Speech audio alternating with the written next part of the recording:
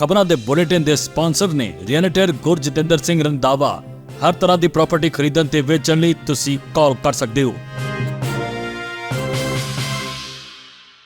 ਸਤਿ ਸ਼੍ਰੀ ਅਕਾਲ, ਤੁਸੀਂ ਵੇਖ ਰਹੇ ਹੋ ਪੰਜਾਬ ਮੇਲ USA TV।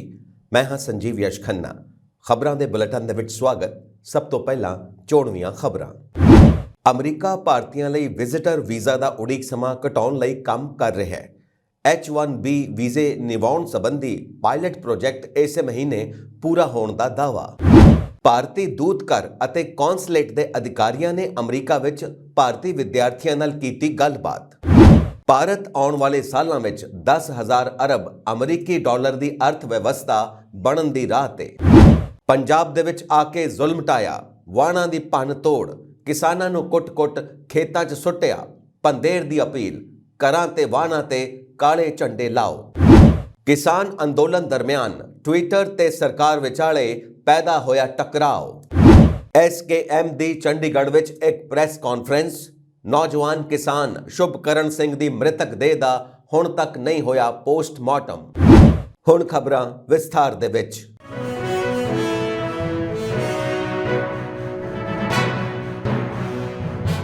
ਕੌਂਸਲਰ ਮਾਮਲਿਆਂ ਬਾਰੇ ਅਮਰੀਕੀ ਬਿਊਰੋ ਦੀ ਸਹਾਇਕ ਸਕੱਤਰ ਰੇਨਾ ਬਿਟਰ ਨੇ ਕਿਹਾ ਕਿ ਅਮਰੀਕਾ ਭਾਰਤੀਆਂ ਲਈ ਵਿਜ਼ਿਟਰ ਵੀਜ਼ਾ ਦਾ ਉਡੀਕ ਸਮਾਂ ਹੋਰ ਘਟਾਉਣ ਦੀ ਦਿਸ਼ਾ ਵਿੱਚ ਕੰਮ ਕਰ ਰਿਹਾ ਹੈ। ਪਿਛਲੇ ਸਾਲ ਉਡੀਕ ਸਮੇਂ ਵਿੱਚ 75% ਨਿਗਾਰ ਦੇਖਣ ਨੂੰ ਮਿਲਿਆ ਸੀ।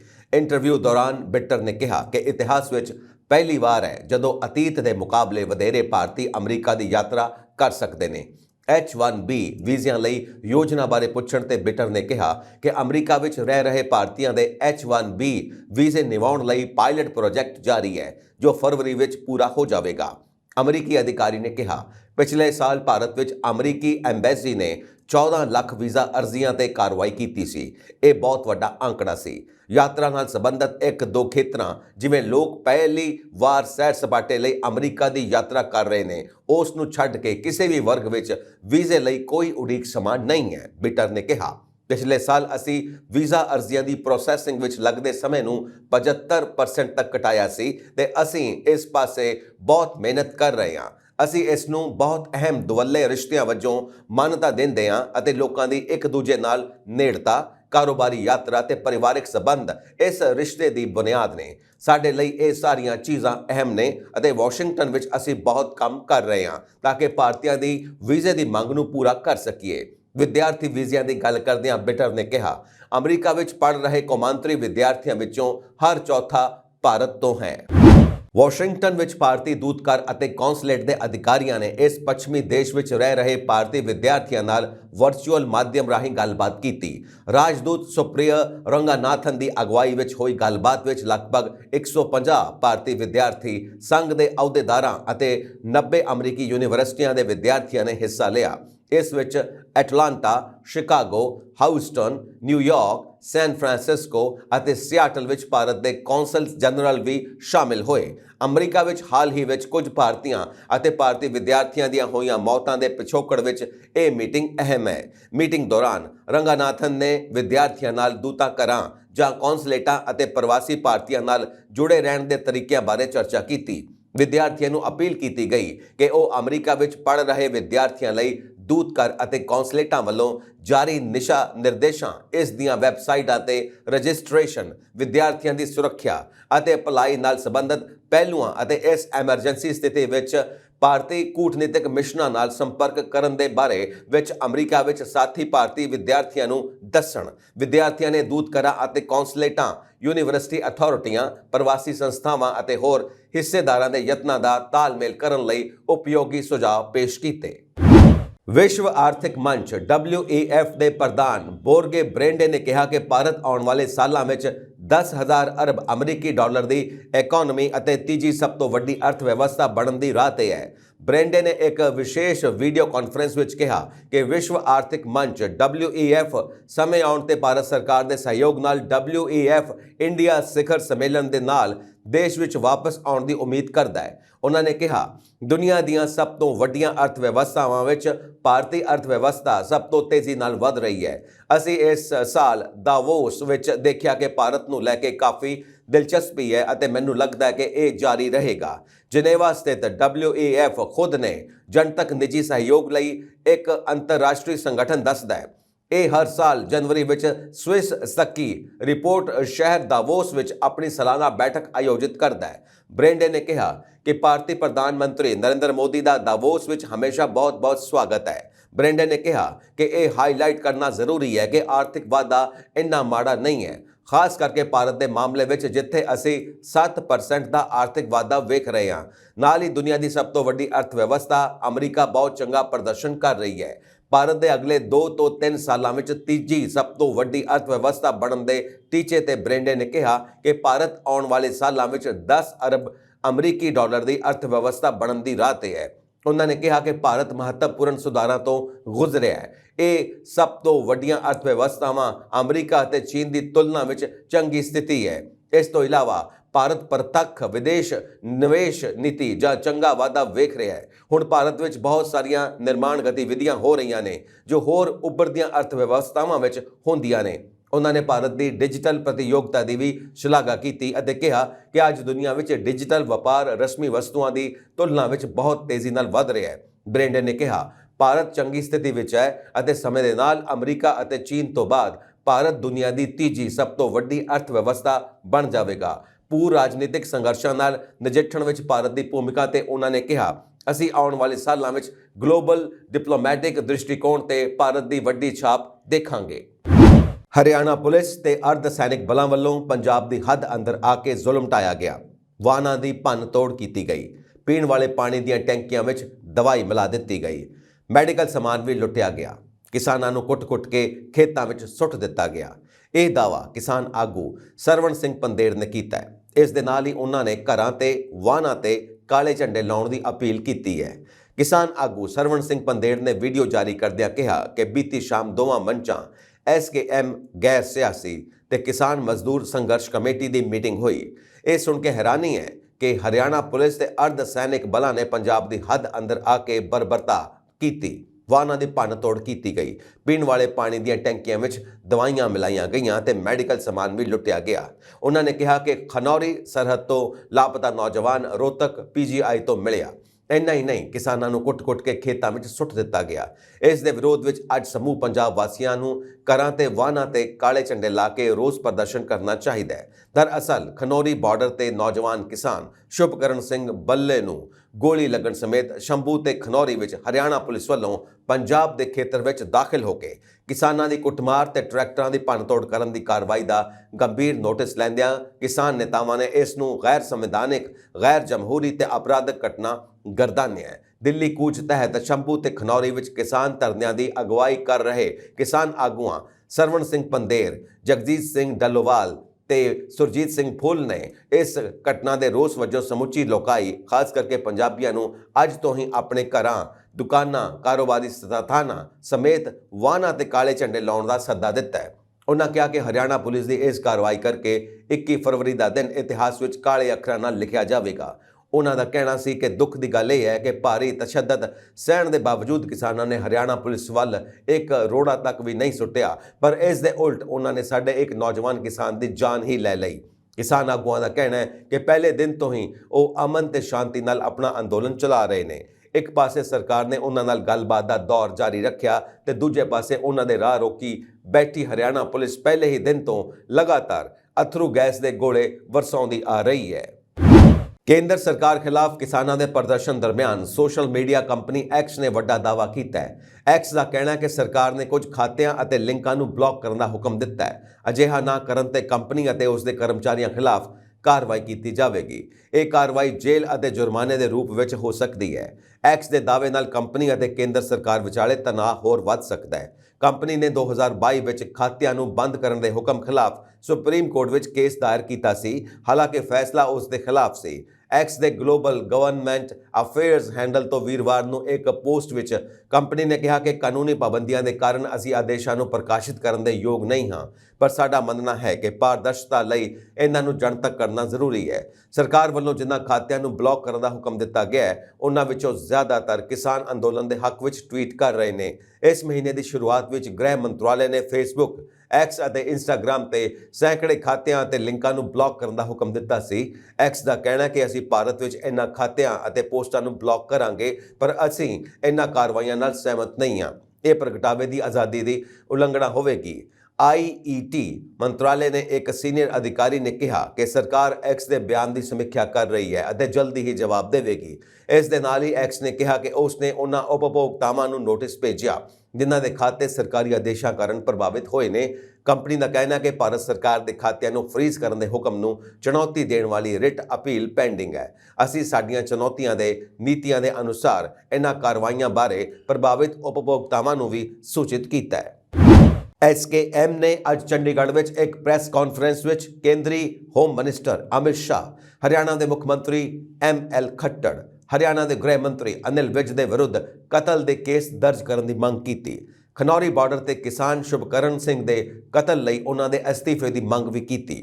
ਖਨੌਰੀ ਬਾਰਡਰ ਤੇ ਸ਼ਹੀਦ ਹੋਏ ਨੌਜਵਾਨ ਕਿਸਾਨ ਸ਼ੁਭਕਰਨ ਸਿੰਘ ਦੀ ਮ੍ਰਿਤਕ ਦੇਹ ਦਾ ਹਾਲੇ ਤੱਕ ਪੋਸਟਮਾਰਟਮ ਨਹੀਂ ਹੋਇਆ ਤੇ ਉਸ ਦੇ ਅੰਤਮ ਸੰਸਕਾਰ ਨੂੰ ਵੀ ਲੈ ਕੇ ਦੁਵਿਧਾ ਵਾਲੇ ਹਾਲਾਤ ਬਣੇ ਹੋਏ ਨੇ। ਭਾਵੇਂ ਸਰਕਾਰ ਤੇ ਕਿਸਾਨ ਆਗੂਆਂ ਦਰਮਿਆਨ ਸ਼ੁਭਕਰਨ ਸਿੰਘ ਦੇ ਪੋਸਟਮਾਰਟਮ ਬਾਰੇ ਸਹਿਮਤੀ ਹੋਣ ਦੇ ਦਾਅਵੇ ਕੀਤੇ ਗਏ ਸਨ, ਪਰ ਹਾਲੇ ਤੱਕ ਪੋਸਟਮਾਰਟਮ ਲਈ ਮੈਡੀਕਲ ਬੋਰਡ ਦਾ ਗਠਨ ਨਹੀਂ ਹੋ ਸਕਿਆ। ਕਿਸਾਨ ਆਗੂ ਮੰਗ ਕਰ ਰਹੇ ਨੇ ਕਿ ਸ਼ੁਭਕਰਨ ਸਿੰਘ ਨੂੰ ਸ਼ਹੀਦ ਦਾ ਦਰਜਾ ਦਿੱਤਾ ਜਾਵੇ। ਸੰਯੁਕਤ ਕਿਸਾਨ ਮੋਰਚੇ ਨੇ ਪਰਿਵਾਰ ਨੂੰ 1 ਕਰੋੜ ਰੁਪਏ ਮੁਆਵਜ਼ਾ ਦੇਣ ਦੀ ਮੰਗ ਕੀਤੀ ਹੈ।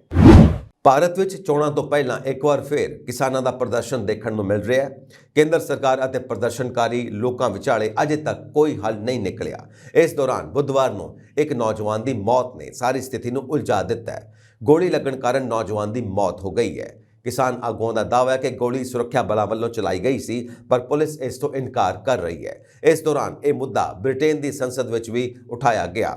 ਬ੍ਰਿਟਿਸ਼ ਸਿੱਖ ਸੰਸਦ ਮੈਂਬਰ ਤਨਮਨਜੀਤ ਸਿੰਘ ਢੇਸੀ ਨੇ ਕਿਸਾਨਾਂ ਦੇ ਧਰਨੇ ਦੌਰਾਨ ਨੌਜਵਾਨ ਦੀ ਮੌਤ ਦਾ ਮਾਮਲਾ ਉਠਾਇਆ। ਤਨਮਨਜੀਤ ਨੇ ਪ੍ਰਗਟਾਵੇ ਦੀ ਆਜ਼ਾਦੀ ਦਾ ਮੁੱਦਾ ਉਠਾਇਆ। ਉਹਨਾਂ ਕਿਹਾ, ਸਿੱਖ ਭਾਈਚਾਰੇ ਅਤੇ ਸਥਾਨਕ ਗੁਰਦੁਆਰਾ ਕਮੇਟੀਆਂ ਨੇ ਮੈਨੂੰ ਪੱਤਰ ਲਿਖ ਕੇ ਭਾਰਤ ਵਿੱਚ ਕਿਸਾਨਾਂ ਦੀ ਸੁਰੱਖਿਆ ਨੂੰ ਲੈ ਕੇ ਗੰਭੀਰ ਚਿੰਤਾ ਪ੍ਰਗਟਾਈ ਹੈ। ਕਥਿਤ ਤੌਰ ਤੇ ਕੱਲ ਪੁਲਿਸ ਮੁੱਠਭੇੜ ਵਿੱਚ ਇੱਕ ਪ੍ਰਦਰਸ਼ਨਕਾਰੀ ਦੀ ਮੌਤ ਹੋ ਗਈ ਸੀ। ਉਸ ਦੀ ਮੌਤ ਦਾ ਕਾਰਨ ਗੋਲੀ ਦੀ ਸੱਟ ਹੈ। ਪੰਜਾਬ ਦੇ ਸਿਹਤ ਮੰਤਰੀ ਨੇ ਇਸ ਦੀ ਪੁਸ਼ਟੀ ਕੀਤੀ ਹੈ।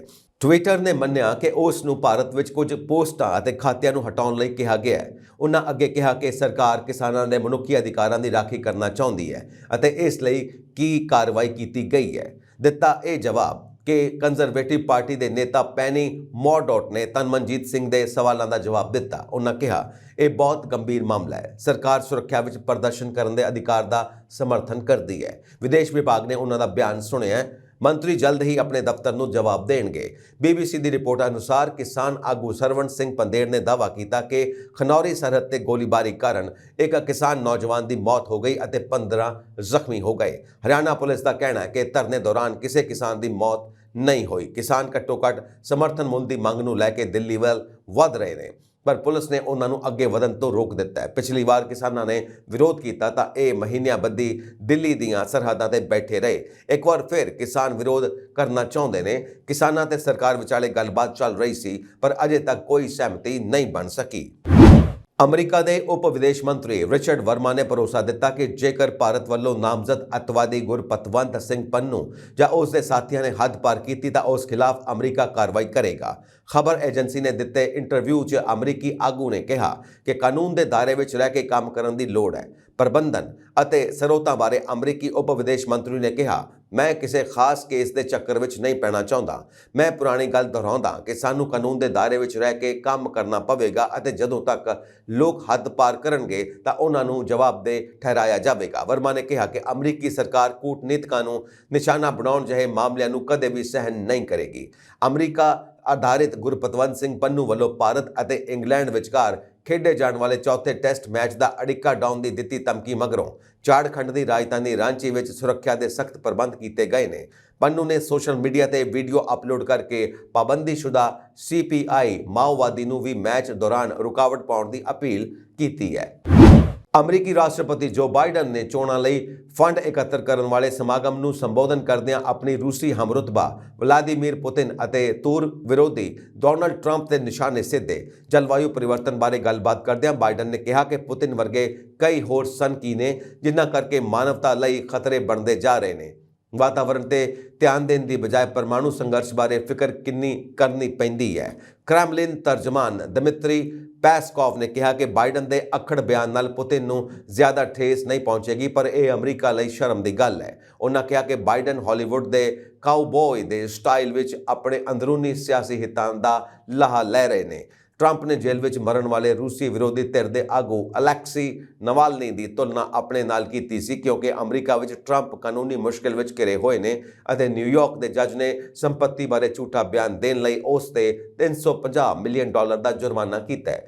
ਬਾਈਡਨ ਨੇ ਕਿਹਾ ਕਿ ਟਰੰਪ ਨੂੰ ਅਜਿਹੇ ਬਿਆਨ ਪਤਾ ਨਹੀਂ ਕਿੱਥੋਂ ਸੁੱਝਦੇ ਨੇ, ਕਿਉਂਕਿ ਅਮਰੀਕਾ ਕੋਈ ਕਮਿਊਨਿਸਟ ਮੁਲਕ ਨਹੀਂ ਹੈ। ਟਿਊਨੀਸ਼ੀਆ ਨੇ 2023 ਵਿੱਚ 75,000 ਤੋਂ ਵੱਧ ਗੈਰ ਕਾਨੂੰਨੀ ਪ੍ਰਵਾਸੀਆਂ ਨੂੰ ਰੋਕਿਆ ਜਦੋਂ ਉਹ ਭੂ-ਮੱਧ ਸਾਗਰ ਦੇ ਰਸਤੇ ਇਟਲੀ ਜਾਣ ਦੀ ਕੋਸ਼ਿਸ਼ ਕਰ ਰਹੇ ਸਨ। ਇਹ ਜਾਣਕਾਰੀ ਨਿੱਜੀ ਰੇਡੀਓ ਸਟੇਸ਼ਨ ਮੋਜ਼ੇਕ FM ਨੇ ਬੁੱਧਵਾਰ ਨੂੰ ਦਿੱਤੀ। ਮੋਜ਼ੇਕ FM ਨੇ ਟਿਊਨੀਸ਼ੀਆ ਦੇ ਨੈਸ਼ਨਲ ਗਾਰਡ ਦੇ ਬੁਲਾਰੇ ਹਿਊਸੇ ਮਿਊਦੀਨ ਜੁਬਲੀ ਦੇ ਹਵਾਲੇ ਨਾਲ ਰਿਪੋਰਟ ਵਿੱਚ ਕਿਹਾ ਕਿ ਇਹ 2022 ਦੀ ਸੰਖਿਆ ਤੋਂ ਦੁੱਗਣੀ ਹੈ। ਸਾਲ 2022 ਵਿੱਚ ਟਿਊਨੀਸ਼ੀਆ ਤੱਟਾਂ ਤੋਂ ਇਟਲੀ ਜਾਂਦੇ ਸਮੇਂ 35,000 ਤੋਂ ਵੱਧ ਪ੍ਰਵਾਸੀਆਂ ਨੂੰ ਗ੍ਰਿਫਤਾਰ ਕੀਤਾ ਗਿਆ ਸੀ। ਪਿਛਲੇ ਕਈ ਮਹੀਨਿਆਂ ਵਿੱਚ ਟਿਊਨੀਸ਼ੀਆ ਸੁਰੱਖਿਆ ਬਲਾਂ ਨੇ ਇਤਾਲਵੀ ਟਾਪੂ ਲੈਂਪੇਡੂਸਾ ਲਈ ਗੈਰ ਕਾਨੂੰਨੀ ਪ੍ਰਵਾਸੀਆਂ ਖਿਲਾਫ ਕਾਰਵਾਈ ਤੇਜ਼ ਕਰ ਦਿੱਤੀ ਹੈ। ਦੇਸ਼ ਦੇ ਦੱਖਣੀ ਪੂਰਬੀ ਸੂਬੇ ਸਵੈਕਸ ਤੋਂ ਹੋਰ ਸੂਬਿਆਂ ਤੱਕ ਸਬੰਧ ਕਾਰਵਾਈਆਂ ਦੀ ਵਿਸਤਾਰ ਕੀਤਾ ਹੈ। ਟਿਊਨੀਸ਼ੀਆ ਸਮੁੰਦਰੀ ਤੱਟ ਤੋਂ ਲਗਭਗ 130 ਕਿਲੋਮੀਟਰ ਦੂਰੀ ਤੇ ਸਥਿਤ ਲੈਂਪਡੂਸਾ ਟਾਪੂ ਨੂੰ ਅਕਸਰ ਇਟਲੀ ਲਈ ਗੈਰ ਕਾਨੂੰਨੀ ਸਮੁੰਦਰੀ ਯਾਤਰਾ ਕਰਨ ਵਾਲੇ ਪ੍ਰਵਾਸੀਆਂ ਲਈ ਪਹਿਲੇ ਸਟਾਪ ਵਜੋਂ ਚੁਣਿਆ ਜਾਂਦਾ ਹੈ। ਸਾਊਦੀ ਅਰਬ ਅਤੇ ਦੁਬਈ ਜਾਣ ਦੇ ਚਾਹਵਾਨ ਭਾਰਤੀਆਂ ਲਈ ਖੁਸ਼ਖਬਰੀ। ਸਾਊਦੀ ਅਰਬ ਵੱਲੋਂ ਕੀਤੇ ਐਲਾਨ ਮਗਰੋਂ ਉੱਥੇ ਜਾਣ ਵਾਲੇ ਭਾਰਤੀ ਸੈਲਾਨੀਆਂ ਦੀ ਗਿਣਤੀ ਵਧਣ ਦੀ ਉਮੀਦ ਹੈ।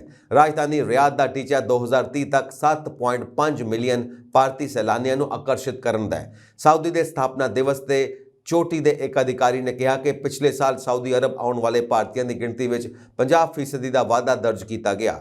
ਸਾਊਦੀ ਅਰਬ ਆਉਣ ਵਾਲੇ ਭਾਰਤੀ ਸੈਲਾਨੀਆਂ ਲਈ 96 ਘੰਟੇ ਦੀ ਮੁਫਤ ਵੀਜ਼ਾ ਯੋਜਨਾ ਦਾ ਜ਼ਿਕਰ ਕਰਦੇ ਹੋਏ ਅਲ ਹਸਨ ਅਲ ਦਬਾਗ ਨੇ ਕਿਹਾ ਕਿ ਸਟਾਪ ਓਵਰ ਪ੍ਰੋਗਰਾਮ ਦੇ ਤਹਿਤ ਸਾਊਦੀ ਪਹੁੰਚਣ ਤੇ 96 ਘੰਟਿਆਂ ਲਈ ਮੁਫਤ ਵੀਜ਼ਾ ਦਿੱਤਾ ਜਾਵੇਗਾ।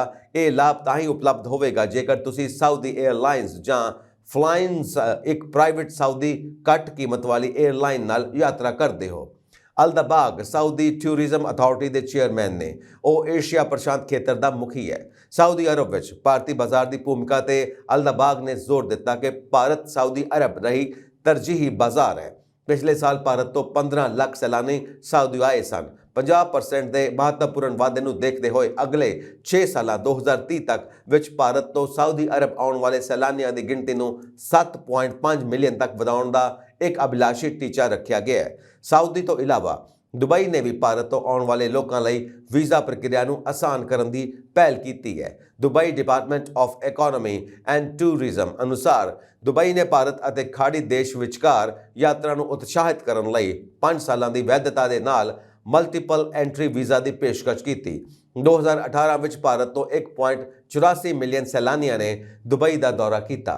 2019 ਵਿੱਚ ਇਹ ਗਿਣਤੀ ਵੱਧ ਕੇ 1.97 ਮਿਲੀਅਨ ਹੋ ਗਈ। 2023 ਵਿੱਚ ਭਾਰਤ ਤੋਂ ਦੁਬਈ ਵਿੱਚ 2.46 ਮਿਲੀਅਨ ਸੈਲਾਨੀ ਆਏ। DET ਅਨੁਸਾਰ ਵਿਜ਼ਿਟਰਾਂ ਦੇ ਅੰਕੜੇ ਸਾਲ ਦਰ ਸਾਲ 34% ਦਾ ਅਸਾਧਾਰਨ ਵਾਧਾ ਦਰਸਾਉਂਦੇ ਨੇ। ਜ਼ਿਆਦਾਤਰ ਅੰਤਰਰਾਸ਼ਟਰੀ ਸੈਲਾਨੀ ਭਾਰਤ ਤੋਂ ਦੁਬਈ ਆ ਰਹੇ ਨੇ। ਇਸ ਦੇ ਮੱਦੇਨਜ਼ਰ ਦੁਬਈ ਨੇ ਭਾਰਤ ਅਤੇ ਦੁਬਈ ਵਿਚਾਲੇ ਯਾਤਰਾ ਨੂੰ ਉਤਸ਼ਾਹਿਤ ਕਰਨ ਦਾ ਫੈਸਲਾ ਕੀਤਾ ਹੈ। ਲਗਾਤਾਰ ਆਰਥਿਕ ਸਹਿਯੋਗ ਨੂੰ ਉਤਸ਼ਾਹਿਤ ਕਰਨ ਅਤੇ ਸੈਰ ਸਪਾਟਾ ਅਤੇ ਵਪਾਰਕ ਸਬੰਧਾਂ ਨੂੰ ਉਤਸ਼ਾਹਿਤ ਕਰਨ ਲਈ 5 ਸਾਲਾਂ ਦਾ ਮਲਟੀਪਲ ਐਂਟਰੀ ਵੀਜ਼ਾ ਦੇਣ ਦਾ ਫੈਸਲਾ ਕੀਤਾ ਗਿਆ ਹੈ। ਵੀਜ਼ਾ 2 ਤੋਂ 5 ਕੰਮਕਾਜੀ ਦਿਨਾਂ ਦੇ ਅੰਦਰ ਜਾਰੀ ਕੀਤਾ ਜਾਵੇਗਾ। ਇਸ ਵੀਜ਼ੇ ਦੇ ਆਧਾਰ ਤੇ ਵੀਜ਼ਾ ਪਾਸਪੋਰਟ ਧਾਰਕ 90 ਦਿਨਾਂ ਤੱਕ ਦੁਬਈ ਵਿੱਚ ਰਹਿ ਸਕਦਾ ਹੈ। ਠਹਿਰਨ ਦੀ ਪੂਰੀ ਮਿਆਦ ਨੂੰ ਵੱਧ ਤੋਂ ਵੱਧ 180 ਦਿਨਾਂ ਤੱਕ ਵਧਾਇਆ ਜਾ ਸਕਦਾ ਹੈ। DET ਆંકੜਿਆਂ ਅਨੁਸਾਰ ਦੁਬਈ ਨੂੰ 2023 ਵਿੱਚ ਕੁੱਲ 17.15 ਮਿਲੀਅਨ ਅੰਤਰਰਾਸ਼ਟਰੀ ਸੈਲਾਨੀਆਂ ਦੇ ਆਉਣ ਦੀ ਉਮੀਦ ਹੈ। 2022 ਵਿੱਚ 14.36 ਮਿਲੀਅਨ ਸੈਲਾਨੀਆਂ ਦੇ ਦੁਬਈ ਆਉਣ ਦੀ ਉਮੀਦ ਹੈ। ਕੁੱਲ ਆਮਦ ਵਿੱਚ 19.4% ਵਾਧੇ ਦੇ ਮੱਦੇਨਜ਼ਰ ਹੁਣ ਵੀਜ਼ਾ ਜਾਰੀ ਕਰਨ ਲਈ ਇੱਕ ਹੋਰ ਸੁਚਾਰੂ ਪ੍ਰਕਿਰਿਆ ਸ਼ੁਰੂ ਕੀਤੀ ਜਾ ਰਹੀ ਹੈ।